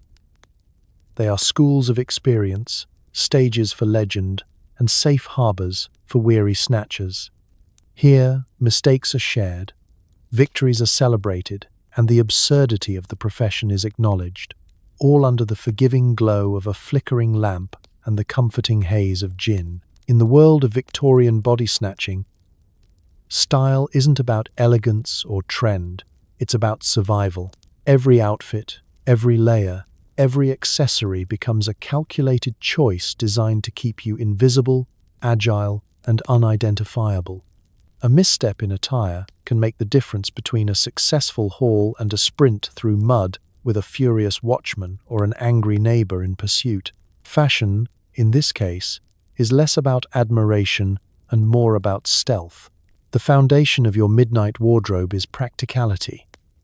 Oversized coats, often borrowed or patched beyond recognition, conceal shovels, rope, and the occasional burlap sack full of what you're delivering.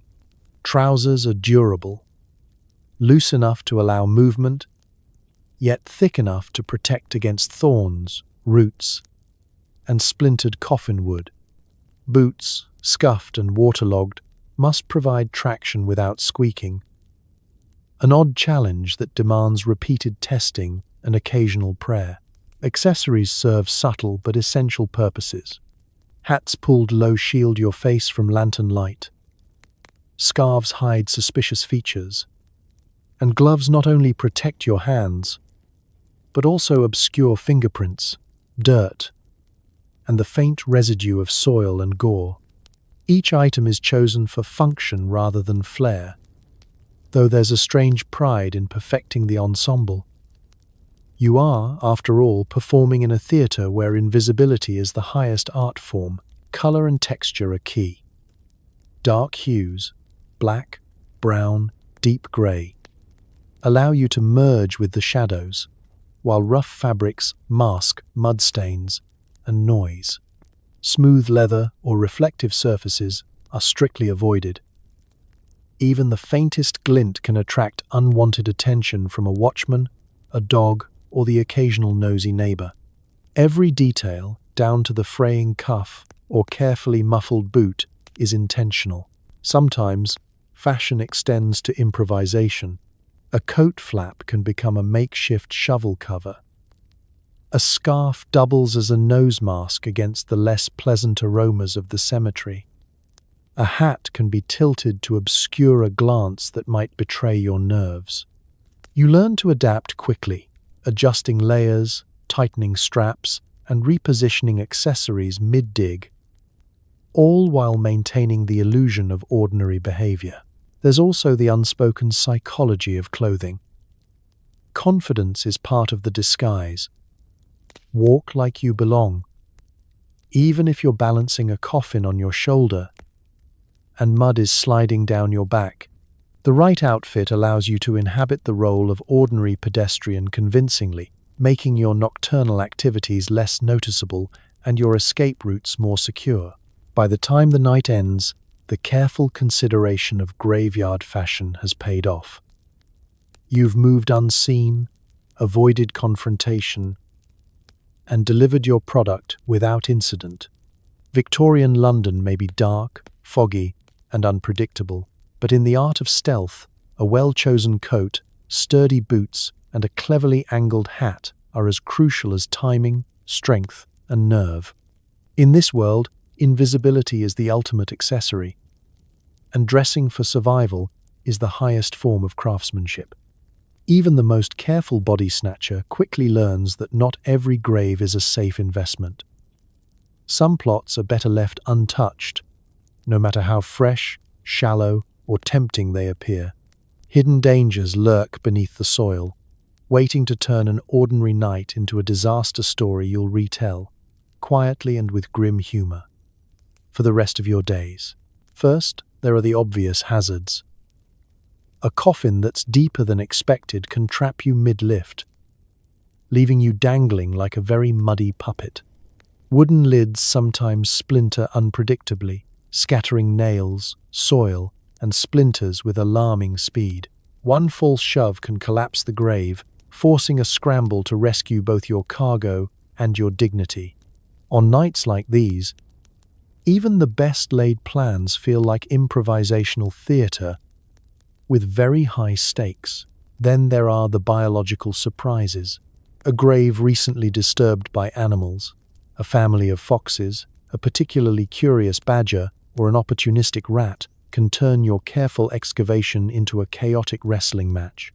Not only do these critters make noise and draw attention, they sometimes cause damage to the coffin or even your own equipment. And if the soil is unusually soft or waterlogged, congratulations, you now have a mud bath, a workout, and a very persuasive reason to curse every step that brought you here. Sometimes hazards are social. A grave that seems abandoned may have an observant neighbor or a wandering watchman just out of sight. You learn to anticipate human behavior as much as the earth's resistance. One misstep, a snapped twig, a cough, or a poorly timed grunt can alert someone to your presence. Once spotted, you may face angry confrontations, pursuit, or worse, becoming the star of a neighborhood spectacle that ends with scolding, fines, or jail time. Even misjudged flowers, fresh wreaths, or recently turned soil can spell disaster. A well-meaning family might have reinforced the plot with extra nails or iron bars, creating obstacles that turn a simple lift into a test of patience, strength, and creativity. Every object, no matter how minor, becomes part of the calculus of risk. You quickly learn to evaluate not just depth and freshness, but the probability of mechanical, biological, and human interference. Psychological hazards are no joke either. The faintest sounds, shadows cast by flickering lanterns, or imagined movements can make you panic at the worst possible moment. Your imagination, fueled by adrenaline and the occasional horror story from fellow snatchers, can be just as dangerous as a watchman or a stuck coffin. Staying calm, observant, and flexible is essential, because hesitation can be fatal or at the very least, humiliating. By the end of the night, surviving the hazards of what not to dig becomes part of your skill set. You learn to read the subtle signs of danger, anticipate the unexpected, and retreat gracefully when necessary.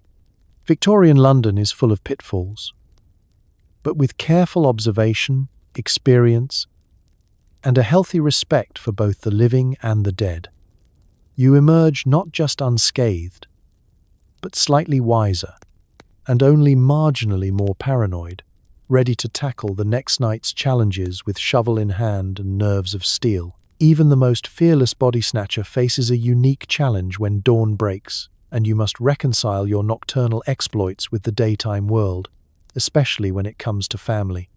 Your mother, bless her anxious heart, is endlessly curious about your late-night absences.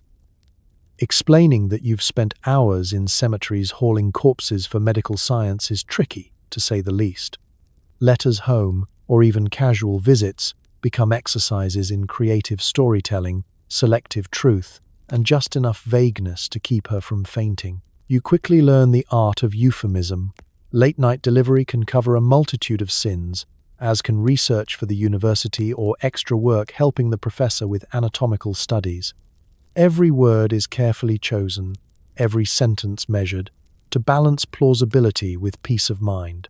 You want to satisfy her curiosity just enough to avoid worry, without revealing the full, muddy details of your midnight profession. Sometimes, humor helps.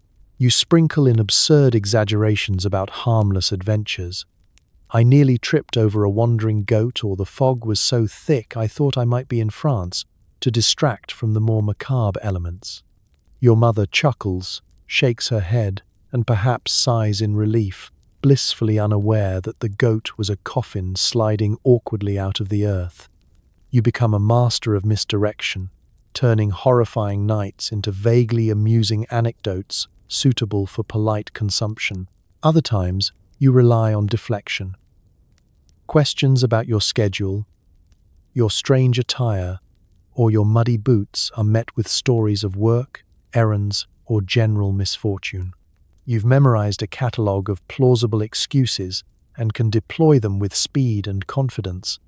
Your survival depends on these small lies, carefully balanced between honesty and omission, because even a hint of the truth could provoke panic, indignation, or endless letters of complaint. Yet, in the quiet moments, you feel a strange tension. You are living a life few could understand, burdened with secrets that weigh as heavily as the shovels you wielded hours earlier. Writing home, you are simultaneously preserving your relationship, managing your mother's anxieties, and maintaining the fragile illusion of normalcy. The letters themselves become a kind of ritual, a bridge between two worlds, a way to reconcile the shadows of the night with the expectations of daylight. By the time the letter is sealed, stamped, and delivered, you feel a mixture of relief, pride, and mild guilt. You've navigated the impossible task of explaining the unexplainable while keeping your mother blissfully unaware of the night's horrors. In Victorian London, this is just another skill of the body snatcher.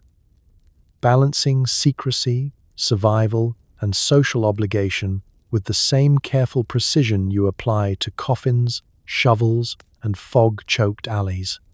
And as you fold your pen, brush mud from your hands, and prepare for sleep, you realize that keeping the living happy sometimes requires as much cunning as avoiding the watchman in the cemetery.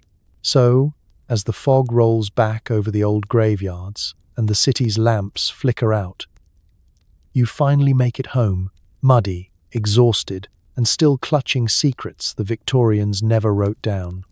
You survived another night in the world's strangest side hustle. Shoveling for science, dodging watchdogs, both human and canine, and balancing somewhere between criminal and slightly misunderstood pioneer. Take a moment, here in the quiet and safety of your bed, to reflect on just how hard people had to work, not just to live, but to die and stay put. There's a sort of backwards resilience in the Victorians, the desperate ingenuity of the snatcher, the anxious love of a family installing iron cages over grandma, the medical students with more enthusiasm than ethics.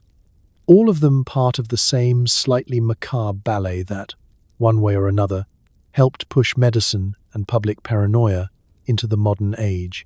So tonight, as you rest with your very much alive body, maybe send up a little thank you to your ancestors who survived not only disease and discomfort, but the very real chance of being recruited for the advancement of science.